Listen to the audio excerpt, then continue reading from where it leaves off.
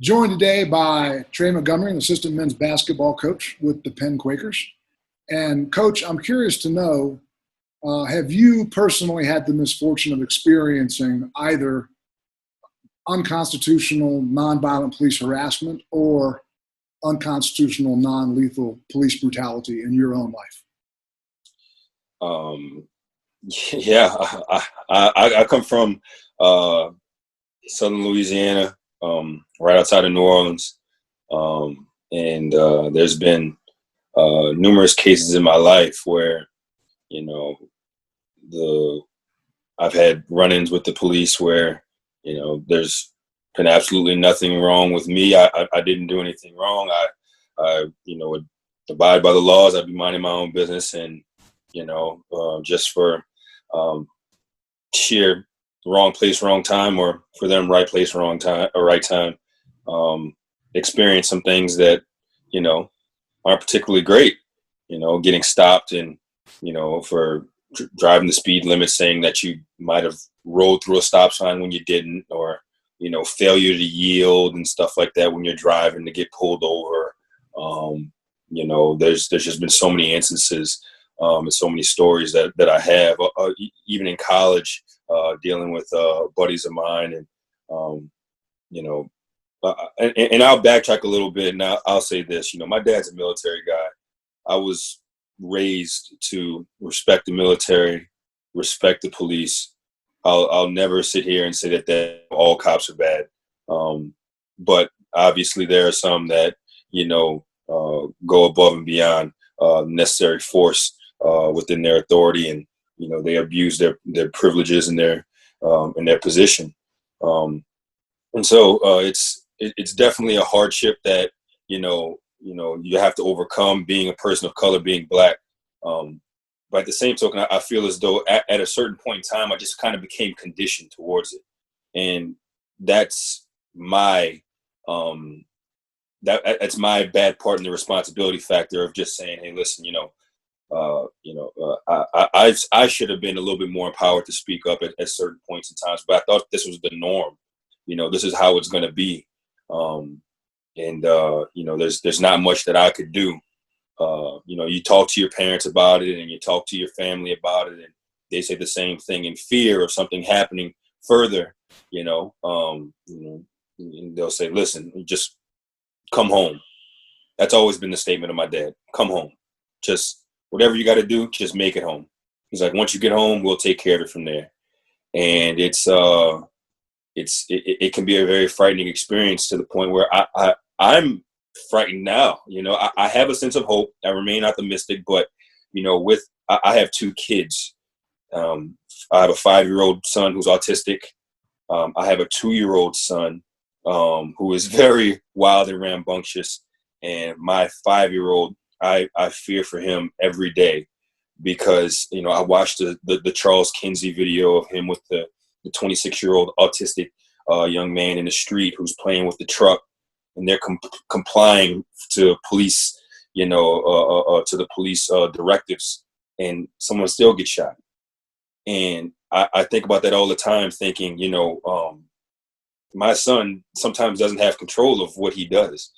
It's not his own, it's not his own decision.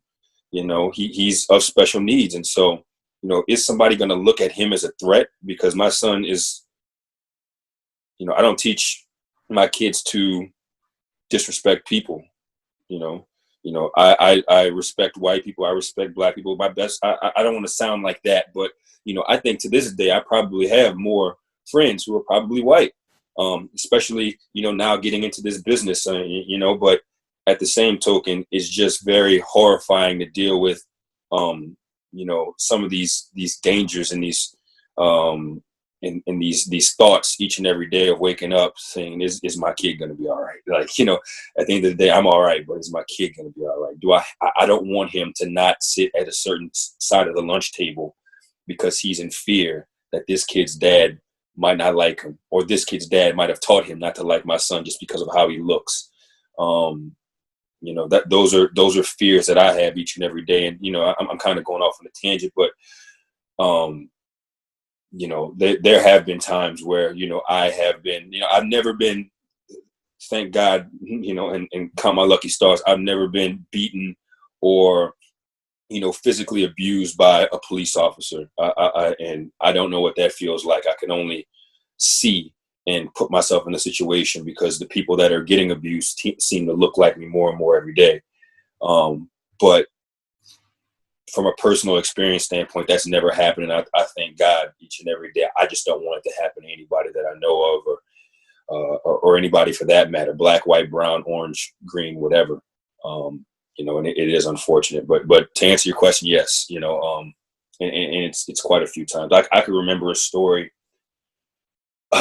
in college. I'll never forget this. This is one of the turning points of my career in basketball. I went to Sanford University in Birmingham, Alabama, and we're studying for exams. Me, my friend Jim, my friend Kyle, and my boy Savoy.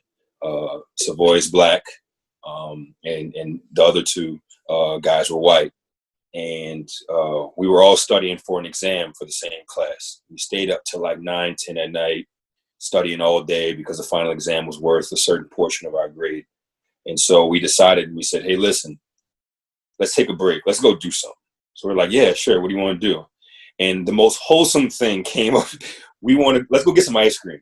Let's go get some ice cream. Some 19, 20-year-old kids like, yeah, let's go get some ice cream. So we're like, all right, cool. So we drive down to go to Brewster's, and we go through the drive-thru, and we all get ice cream. And obviously, whatever your flavor is, everybody gets it. And we're driving off, and everything's been great. And as we're driving, obviously the driver is licking ice cream. He's eating his ice cream while he's driving. Not the worst thing in the world at 10 o'clock at night. And, we get, all of a sudden we see a siren. And we hear a siren, we see these lights just come out of nowhere. So of course, you start to tense up like, whoa, what do we do? What do we do?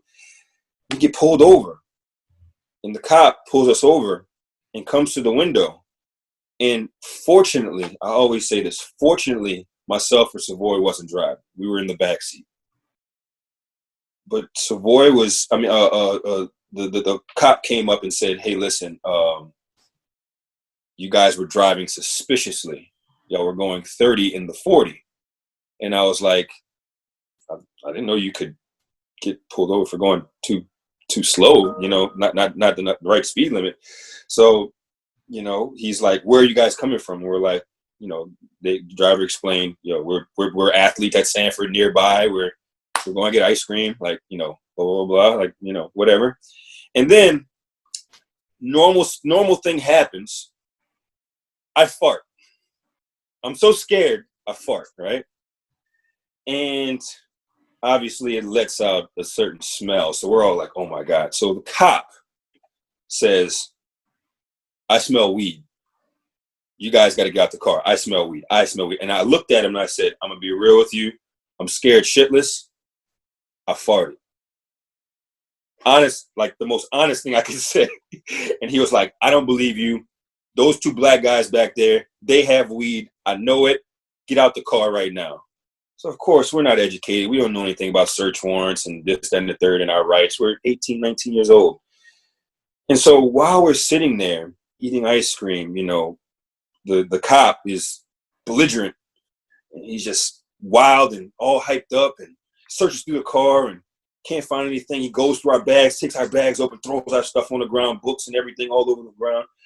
And I'm like, is this necessary? He goes, and whatever. And so long story short, he come up to me and he like kind of points his finger in my face and slaps the ice cream out of my hand, which is kind of disrespectful. I mean, I want that ice cream. I earned that ice cream from studying. And he's like, I know y'all got weed. Where is it? Well, fortunately enough for us to save the day, another cop, as they do, comes in, sees a patrol car on the side with another car, 4 individuals, comes up, pulls up, and he goes, what is going on? And evidently this is like, I don't know if this is a supervisor or if, the chief or whatever. And the guy says, these guys have weed, blah, blah, blah. So he pulls us aside the supervisor, pull us aside and ask us to explain that situation. So we did. And then, you know, kind of in the line of everything, we tell them, hey, listen, like, you know, I played basketball for Sanford. Like, I would never jeopardize my scholarship. He goes, you played for Jimmy Tillett? And I was like, yes, sir. He goes, get back in the car. And so I was like, oh, okay. He goes, y'all get back in the car, go home. So as we're getting our stuff, scrambling, getting our books together, blah, blah, blah, blah, we hear this guy chewing out, you know, the other cop, like, do you know how much trouble you could get into for harassing kids, especially African-American kids, for no reason? Like, you know, this is stupid. And thank God that cop had sense. But I think, what if it wasn't that cop? What if it was another guy on patrol? What if it was a guy who was just like him? What if it, you know, I think about that all the time, to the point where you could be doing something as wholesome as getting ice cream after studying for 6-7 hours straight for a college final exam.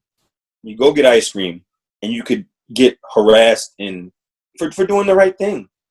Like, you know, I can't say that I'm perfect. I'm not perfect. I've never been perfect, but I wasn't the guy that was going to go out there and do crazy stuff. You know, I think the worst thing I've ever did was skip class or chew gum in high school. I think I got 1 detention because I chewed gum in class. Like, I wasn't that type of guy. But for them, for this particular cop not to listen to us and understand our plight, and for him, like, for me as a man to say that I'm scared means a lot. And that's any man. For them to say that they're scared is very huge. And I was scared at that moment. I was like, listen, I'm scared. I don't know what to do. Like, help me. Help me. This is a cry for help. Help me. I'm eating ice cream. Like, what do you want me to do? I don't know. Like, you know, please don't tell coach. I want to play the next game. Like, don't tell my parents. I don't know. I didn't know I was doing anything wrong. Like, you know, and I'll never forget that situation ever. And that kind of turned the way I played, the way I viewed life, the way I did everything, because up until that point, everything was very superficial when it comes to involvement with cops. But up until that point, I think I didn't develop. It wasn't a hatred. It wasn't in a disdain or anything. But it was an awareness. It was wherever, you know. If I see a cop car, I will pull on the side of the road before I continue driving. Sometimes, like, I will literally please just go past me. Just leave me alone. Like, I'll pull over at a gas station. I'll never forget long road trips. I will literally, if a cop is behind me, I will pull into a gas station just for no reason. Go get a bag of chips, collect my thoughts, get back on the road. If it takes me 30 more minutes, that's fine. But that's 30 more minutes that I'll have, as opposed to the alternative. And, you know, those are the type of things that I think about all the time, is just the unnecessary precautions, the constant alertness. You know, my wife tells me all the time, like, they pop fireworks out here all the time. And she's like, what's going on? Like, and it's just a constant state of alertness. Like, I'm always checking the door. Sometimes I wake up 3-4 o'clock in the morning and just check my door. You know, sometimes I, you know, like, will go in my kids' room and make sure they're okay, just for no particular reason, because I'm constantly on alert. And it's just been created by so many different, you know, things. Like, I grew up in Destrehan, Louisiana, St. Rose, but Destrehan, same difference, where there are still multiple still standing plantations where people go to parties, people take their wedding photos, they go to field trips. Like, it's just a constant reminder of where we are as a society to have those things erected, literally 5 minutes equidistant from my house. And celebrate. Yes, it's very much celebrated. Just a reminder, it's a celebration. Yeah. Sorry to cut you off. No doubt. It's just unfortunate. You know, I will say this. You know, one of the things that, you know, the coaching staff at Sanford taught me, and Coach Tillett and Coach Derek Jones, Coach Paul Kelly, Coach Ronald Burgess, Lee Burgess, Coach Thomas Johnson, TJ Johnson, who's at Texas State now. All of those guys I really look up to. And, you know, they've always taught me that, you know, your biggest investment in life is in good people. And you just need to make sure that you're always around good people. and that you communicate with good people, because good people will take care of other good people. And so, I've tried to always live by that, but it just breaks my heart all the time that there are people out there that legitimately don't like me, and I've never done anything to them. Now, whether you care about me or not, that's fine, but just respect me as a human being. We could agree to disagree. We can go our separate ways. You don't have to talk to me. I could live with that, but don't hate me for who I am, because I can't control what I'm born into, and neither can anybody else, and I just, hate me for what I do. If you don't like what I do, I could live with that as well, but it's just a really, really unfortunate circumstance that we're still fighting the same battle, that we've been fighting for years and years and years, which is sad, Well, you really mentioned a lot of, too many for me to remember. I should have been taking notes, but a couple of things that jump out. To any white people watching that heard the last part of what he just said, don't think that you not hating black people makes you not a racist. Don't forget that there's a scale in play. And I wrote a book against racism, and I consider myself to be a racist. There's a 1 to 10 scale for racism, like any other human attribute. And so do not give yourself a pass because you don't literally hate black people. Now, being hated is what's most hurtful to Coach. And so I'm not disputing anything he said at all. I'm talking to any white people watching. Do not give yourself a pass. Do not self-issue comparative clemency because some other guy's more racist than you are. And then another thing I wanted to say, Coach, that's also really mostly to the white people watching, but it always hurts me too when I hear about black people, even black people I don't know, talk about the normalization of police harassment and the guilt that y'all feel.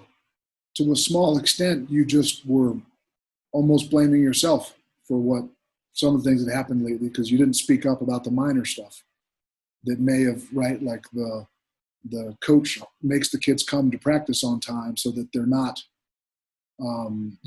doing much worse things later that night or later in life. Right. And from my perspective, not to police your feelings, but I don't think that that any of that shit that happens is on you, even one fucking iota, just for the record. And the normalization, because I had these conversations a lot, even before I started doing these interviews, to try to drive the point home to white people that one, the culture that permits the nonviolent police harassment is without that culture, the murders can't happen. The brutality can't happen. So I need white people to see the connection between the two. And I need white people to understand that this is not isolated when you look at it as a whole. Statistically, sure, the murders of unarmed black people are isolated. But you can't ignore, like an iceberg, only the part that you see. Yep. And so because sometimes I'll ask black people, the cops ever fucked with you? And, informally, just in a conversation, they're like, not really. I'm good. I'm like, well, what does not really mean? Well, I've been pulled over 30 or 40 times and I haven't done anything wrong. And I'm like, man, that's not nothing. Yeah. And like it's like to a certain extent, the best way to survive trauma is to deny it. Yep. And then another thing I wanted to mention is that the good cop who showed up, and that's what makes a good cop. Okay, like the term anti-racist is becoming very popular. And I never even heard of it really until about a month ago. Ally was what we called it then. But being an anti-racist involves not just doing bad things, but speaking up against bad things. And I feel the same way about the definition of a good cop. I feel if you're not going against the things that are wrong, then even if you're not doing the wrong things personally, it's hard for me to think of you as a good cop. And then one more thing to white people. One, just to clarify, any of the other times the police unconstitutionally harassed you, did a good cop show up and take your side and dress the other guy down? Or did that happen once? That's once or twice. I'd probably say just that once, because there are other instances where, and a lot of these stemmed because in high school I really didn't drive a lot. My high school was 6 minutes away, like literally. So I probably say I didn't really have to deal with cops for the most part, outside of our correctional officer on our high school campus, who was almost like an extension of us. So, he was a black guy, and in fact he was a cousin through marriage from me. And so I had already built a rapport. He would come to the basketball games, but that was my extent growing up with cops, was their awareness officer, on campus cop, whatever.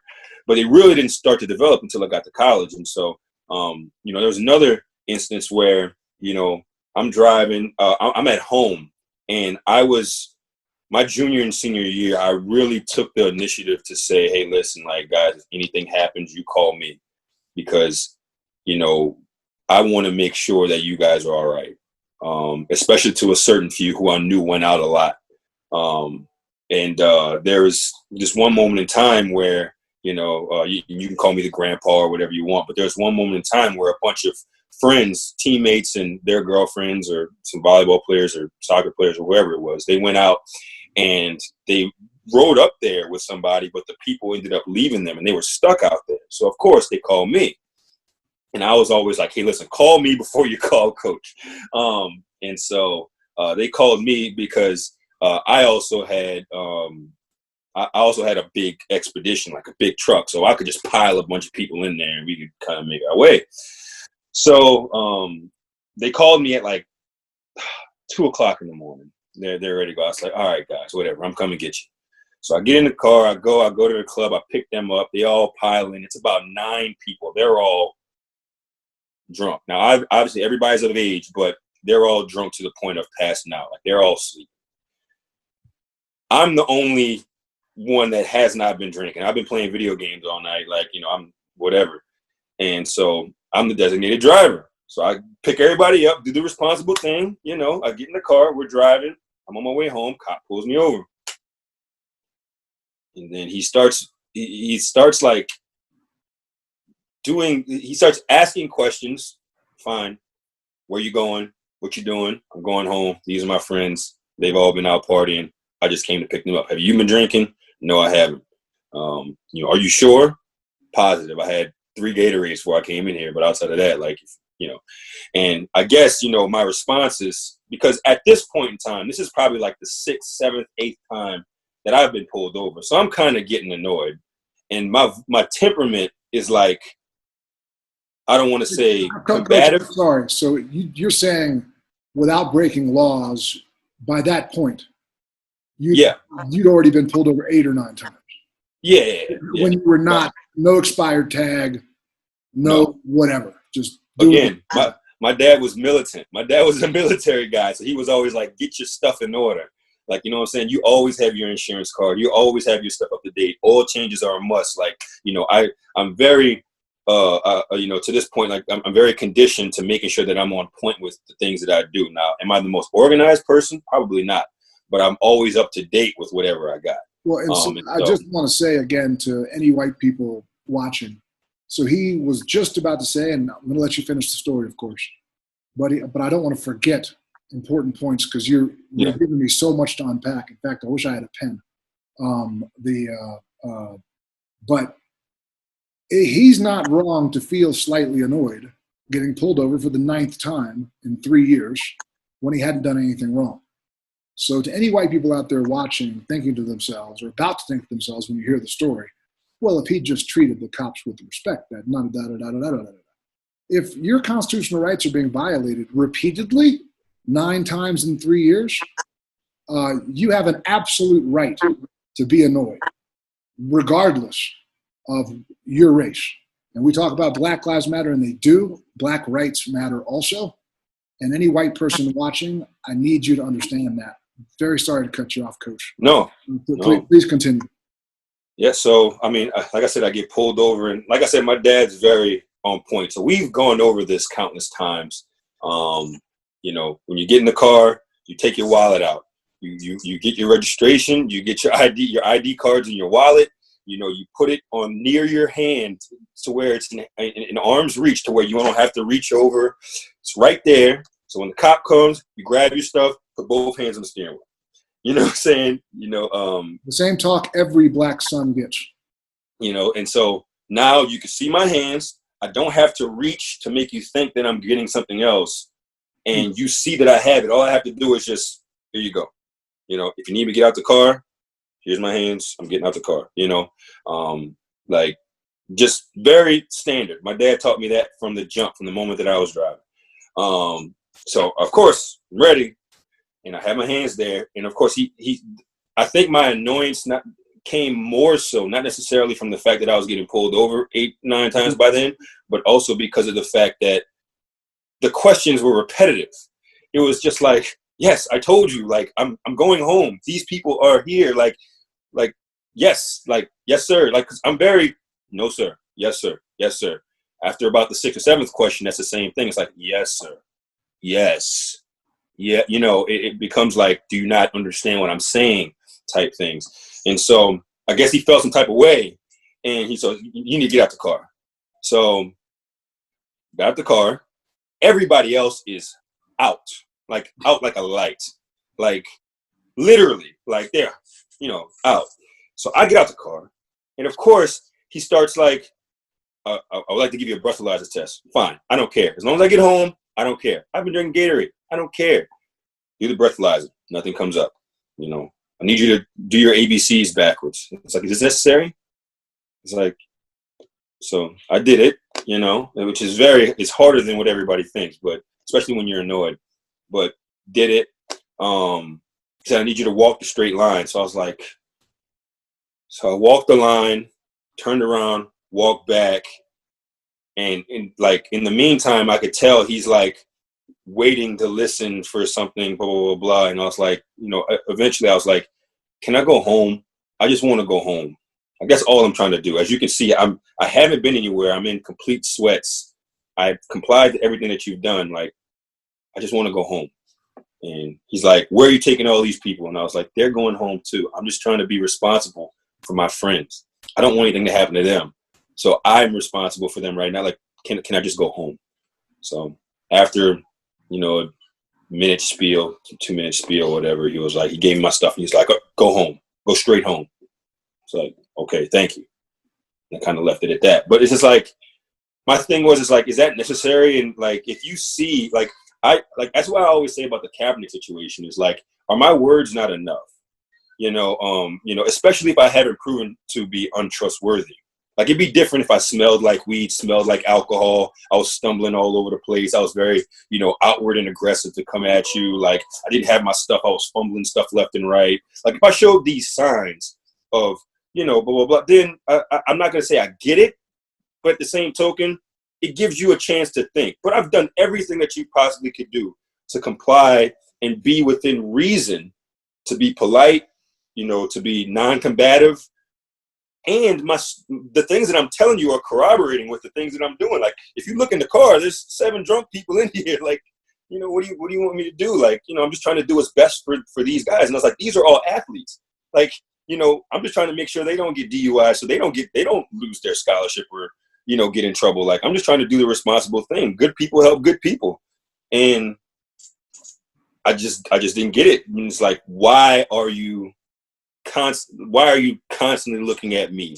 Like, am I doing something that is wrong for you to see that? Like, you know, like my homeboy Curtis, you know, I won't say his last name, but my boy, he, you know, he got harassed a lot, you know, and it's and obviously he's black. He's from Louisiana, and it's just that unfortunate.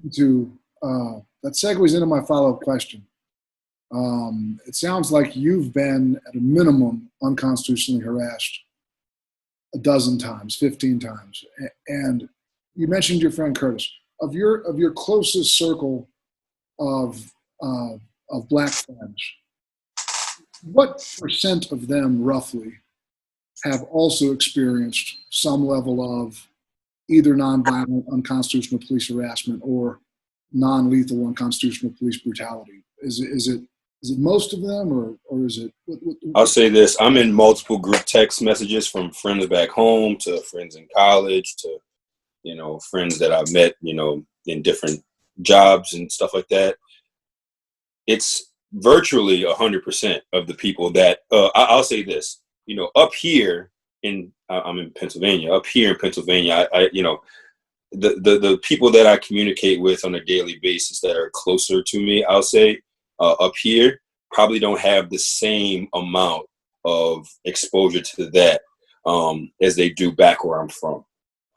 But the ones back home, dead serious, 100% of the time. Like they 100% of them, they all have stories.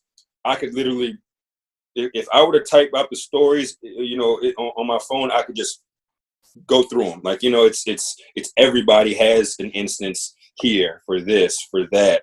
It's, hey, I'm out in the French Quarter, something happened, boom, boom, boom. Hey, I'm going to pick up my girlfriend from work, boom, boom, boom. Hey, I'm doing this, boom, boom, boom. Like, it's just constant reoccurrences. My friends on the way to the park to shoot hoops. Yeah. Hey, you got ID? You got ID? All of that.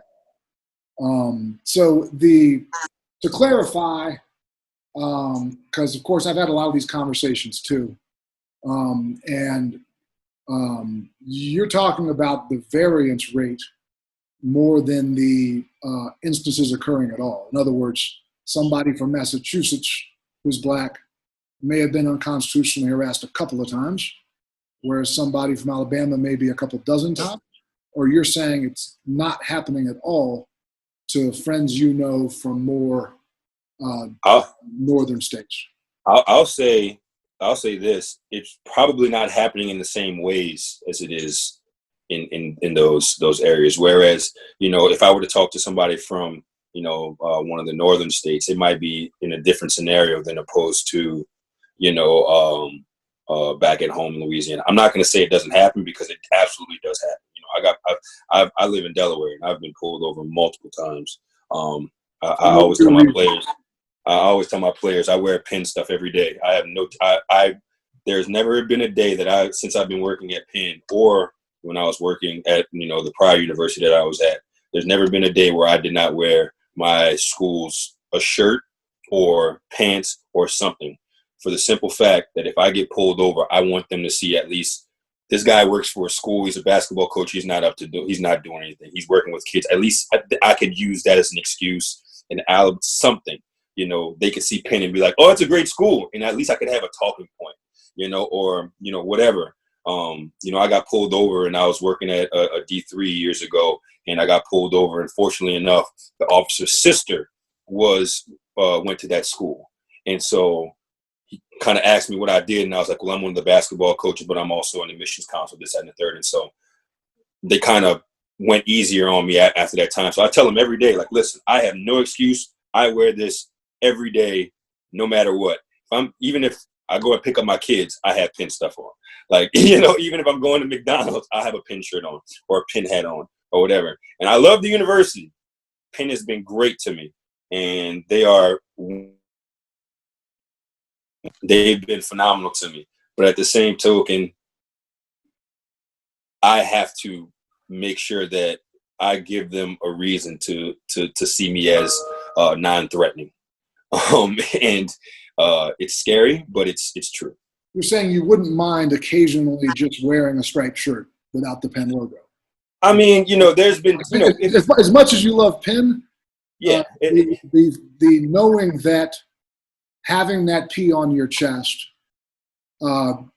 makes the odds go up that any experience you have with a cop will be pleasant, as rather than And so my next follow-up question before kind of the standard part of the interview ends, and it's an absurd question, but as what I'm doing, I'm calling it the Not Isolated Project, trying to drive the point home to white people that this is not isolated.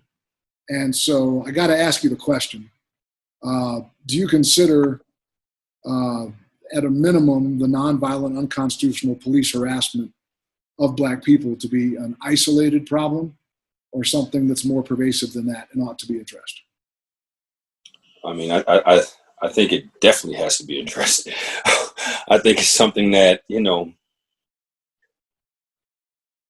it's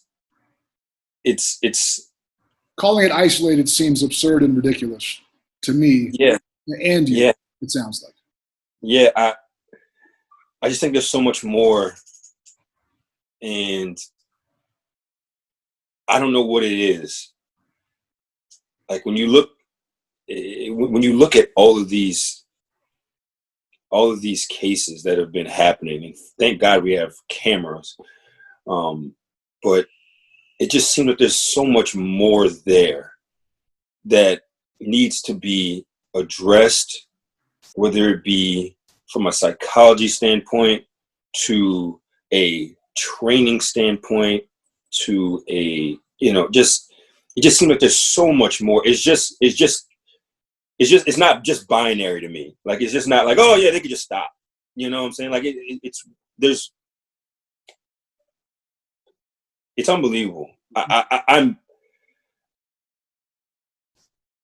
don't know. I get kind of annoyed sometimes. Not annoyed. I get kind of angry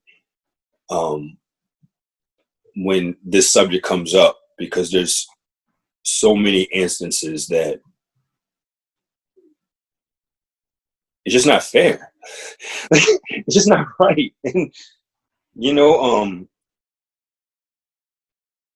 it definitely needs to be addressed, and there's way more to it. And I think that there's, it ties into everything from systematic oppression to, obviously social injustice and community policing, and it goes into politics, it goes into power, it goes into economics and socioeconomic status, it goes to superiority complex, it goes to just so many different, everything.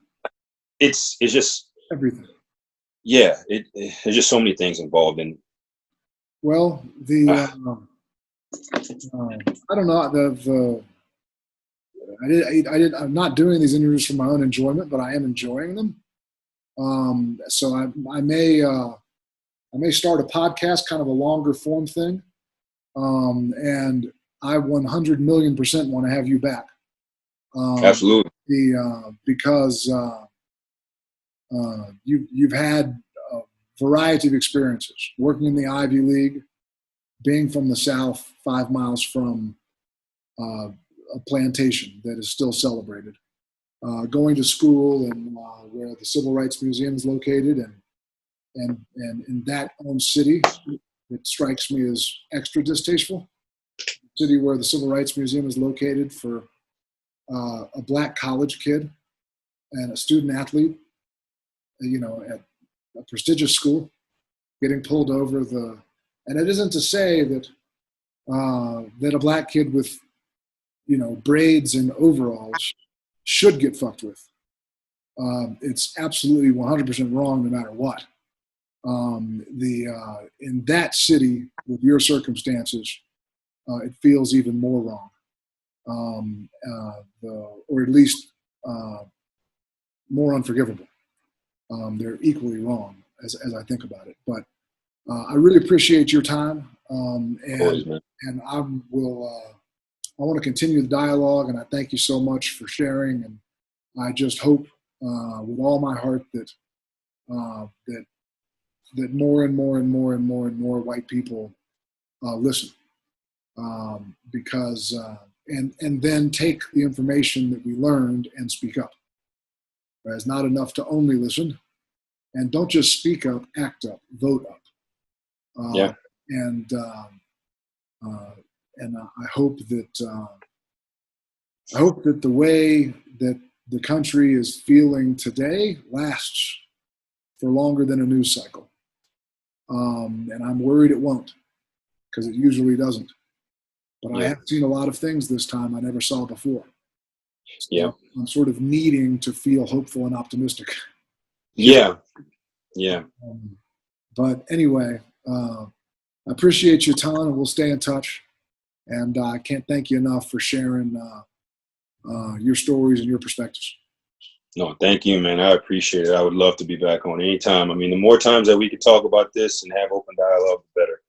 You know, I think it's good for growth. It's good for coping. It's good for understanding. It's good for every reason. I think we all should be talking a lot more, especially about situations that are like this. Yeah, and the coping. Like I want to say one more thing to white people. Don't say get over it to black people. Don't do that. Black people aren't upset about slavery. They're upset about how they're being treated right now, and about how their parents are treated and their grandparents are treated, and they're worried about how their children are going to be treated. So it's not about slavery. We have intentionally, originally, and then today it's a mix of intentional and unintentional traumatization of black people. We have traumatized black people. We did that. And y'all act like as white people, we turn the page on our trauma. Well, I know a whole lot of grown-up white folks who can't stop talking about their relationship with their mom and their dad. Sounds like a traumatic situation that we don't get over. And so just recognize the humanity of black people. They're allowed to cope with their own trauma in their own way. And to just rudely insist they should get over it is ignorant and non-empathetic and frankly despicable. And so please be better. And again, sorry to keep ranting, but every time you open your mouth, you bring up an interesting point that needs to be there. So maybe this is the final straw. I'm going to have a fucking podcast. And if you want, you'll be my first guest. Love it. But anyway, like I said, I appreciate you so much, and it was hard to hear your stories, but I'm glad I did, and I hope that others pay attention as well. So thanks again, brother. No, thank you, man. I appreciate it. Okay, cheers.